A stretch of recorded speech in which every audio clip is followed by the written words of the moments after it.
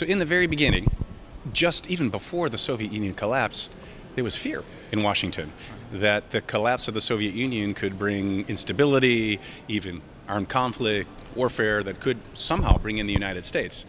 That changed once the Soviet Union actually collapsed to a vision of hope, in a sense that Russia and some of the other countries at the time, new countries, had a vision that meant that they wanted to incorporate themselves into the West and be part of the transatlantic community and be part of Europe.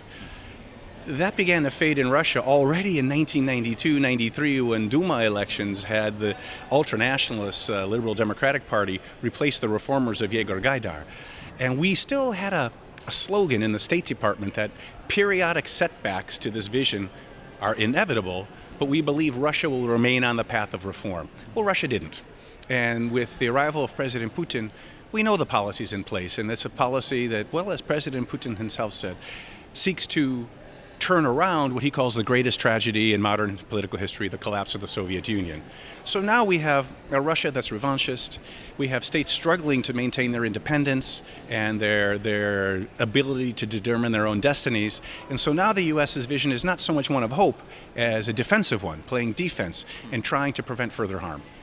A great new opportunity has emerged, and this is all going to be a whole new era of prosperity, of the free movement of peoples, of free thinking, democratic consolidation, open markets, freedom of religion, expression, you name it. Well, in actual fact, we have discovered that the birth of anything is an evolutionary process, that everything develops, everything grows, there are always problems, there are always obstacles to be overcome, and that the development of events takes us off into many different directions. So I think many of the problems that we've seen now could have been anticipated. All of them could not be, but we were creating new states and new entities, and there's always going to be a very difficult process involved in all of this.